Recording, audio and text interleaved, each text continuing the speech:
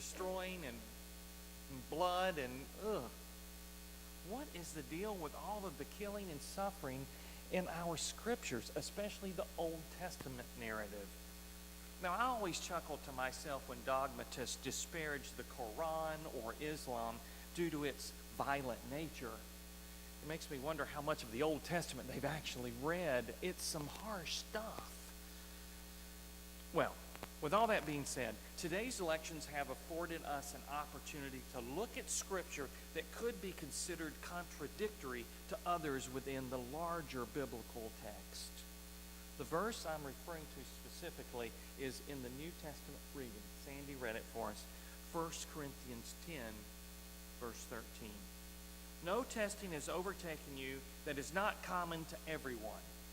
God is faithful, and God will not let you be tested beyond your strength. But with the testing, God will also provide the way out so that you may be able to endure it. We've heard that one before, haven't we? I mean, it sounds comforting, right? God is in charge and will make everything good in the end, happily ever after. Is that how it works for you? Well, me neither. So what is it? Is it foot slipping and being dashed or not? You remember a couple of weeks ago, we read in Psalm 91 that God would send angels to attend to our needs, assuring that we would not dash our feet on a stone. So which is it? Slipping or not? Most of the time when I hear this verse quoted to me, it's from a dear one who's struggling with some awful occurrence in their life, and it's not a happy ending. I've dashed my foot several times in my life, figuratively and literally. Was I somehow out of grace when that happened? Just out of luck? Some context could not only be helpful here, but essential in making some sense out of this sort of an inconsistency that we find in the Bible sometimes. The doctrine or law of retribution is prominent in Jewish thinking. It's a big-time Old Testament point of emphasis. Levitical, rabbinical, and expositional positions enforce the belief in retributive, retaliative responses from the divine as a product of Torah. This standard establishes an interpretation of any suffering or difficulty as an intentional measure by God in reciprocation to our sinfulness.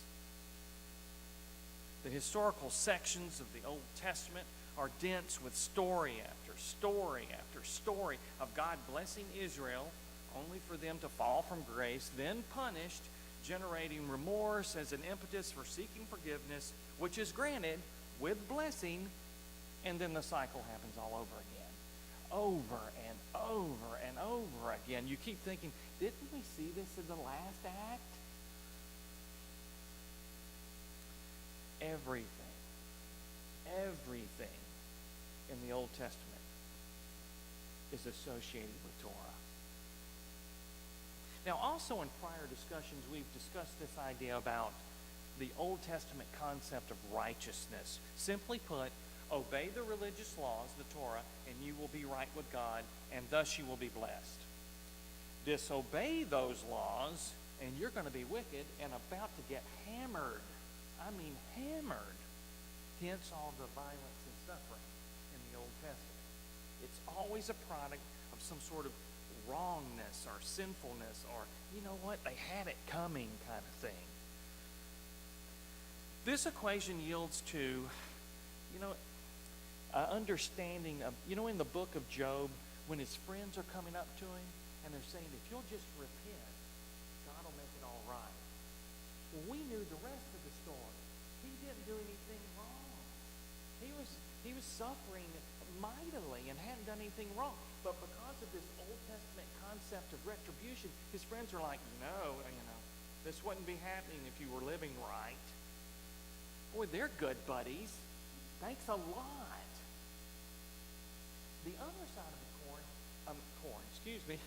the other side of the coin The other side of the coin is give some, I guess, clarity to this response on the part of the Jewish people.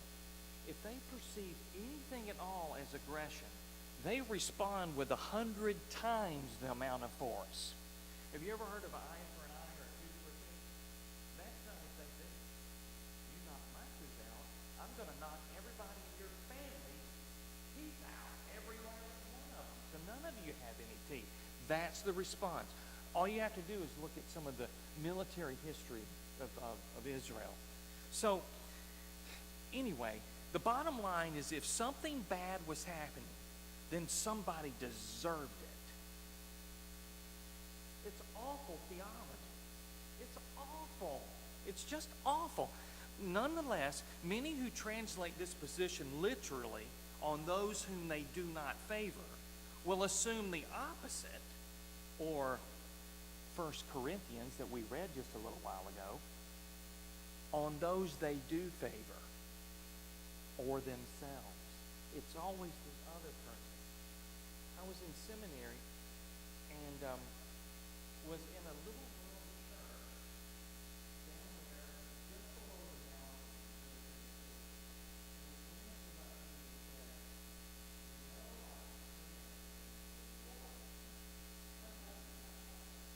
To clean it out. It's Sin City. They had it coming. We kind of think that way.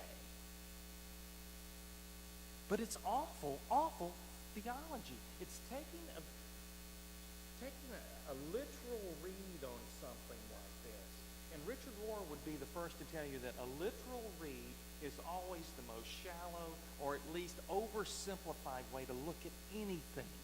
Generally speaking, things are more complex than that. Convenient application of biblical principles just doesn't work. It's inconsistent. And it's going to leave you scratching your head at some point thinking, what? Now, wait a minute. My grandmother was a wonderful woman. Why did she get cancer and suffer and die? So where are we with this quandary? Is God vindictive, capricious, bloodthirsty, and aloof? Or is God caring and protecting and present? Today in Exodus, God tells Moses identifies God's self as I am. Now what does that mean? Any description on our part, a human description of God, will limit God. And God is limitless. Understanding the divine is just above our pay grades. God is God. Now, one aspect of God is God's relationship to time. If we accept that God is timeless, existing outside of the temporal timeline reality of man, God is, God was, God always has been, always will be, then we realize that God was, is being, and is becoming simultaneously, all at the same time. God experiences the past, the present, and future contemporarily. It's one reality for God. I am, I have been, and I will always be right now. We don't get that. Listen, I know that it's tough to wrap your head around this. So let's slow down a little bit and unpack it. I remember the first time I heard this in seminary. Everybody in the room was sort of wide-eyed and, oh my word, how am I going to translate that into an essay on a test? Back to our readings. Exodus and 1 Corinthians are describing events occurring during and around the time of Israel's exodus from Egypt, their exit from Egypt. Both infer suffering and provision, okay? Both can be charted chronologically or graphed sequentially as one did precede another one in time. That is a human representation of these events' existence, not God's. For God, existing outside of the temporal, it is one reality happening at once. Today, yesterday, and tomorrow are all happening at the same time with God. Outside this temporal understanding or timeline linear understanding of time, we just can't grasp it. God is able to step back from it and view it as one occurrence. That's God's context. Furthermore, as God views these, let's say these two events from Exodus or about Exodus, God is also seeing the rest of Israel's history occurring at the same time. Abraham and all the prophets and Jesus and Paul and everybody, Mary and Martha and Lazarus, they're all right there at the same time. And not only them, but you and me and everybody you've ever known simultaneously.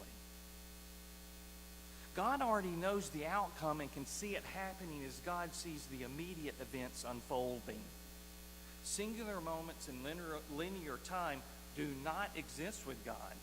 Individual moments can be interpreted as positive or negative because we perceive them exclusively as occurring in the temporal. We see events then as good or bad, but God sees them in context with the rest of the story. If we selectively choose an occurrence, positive or negative, and derive an opinion or belief or doctrine or faith without considering the bigger picture, then we risk being outside of context. At best, we can only remember the past and experience the present. God also sees the future. And for God, it's all happening at the same time. Okay, in this vein, in the gospel reading today, Christ refutes this idea of retribution by asking hypothetical questions regarding two different tragic events. There were evidently two events that had happened recently in the recent history at that time that the gospel was portraying. You know, there was the one about the Galileans, and the other thing was about the tower falling. Christ gives a broader perspective. He sees these events as occurring in a larger spectrum.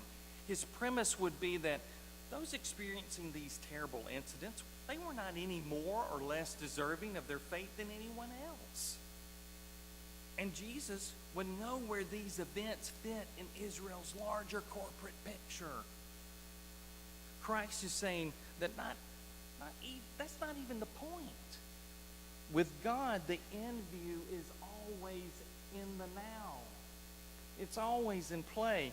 God knows that even if our physical ends are awful, the spiritual reality is really what matters. John Claypool would have said, the worst is never the last. The worst is never the last. This parable of the fig tree, it tells us a story. And if we look at it in the linear and the temporal, you've got some guy walking by a tree and says, wow, this tree never grows fruit. Cut it down right now at this moment. Jesus says there's a bigger picture. The tree exists in a larger entity of a vineyard relative to how long the vineyard has existed, who is working the vineyard, what nation, what culture, what are they growing, the vineyard's purpose, its association with the community. There's a bigger picture. And the point is that you exist in a larger reality as well. Christ came to end the vicious cycle of violence and suffering for the Israelites and for the rest of the world, by the way. And to end this idea of violence, it just being futile in God's time. In God's time.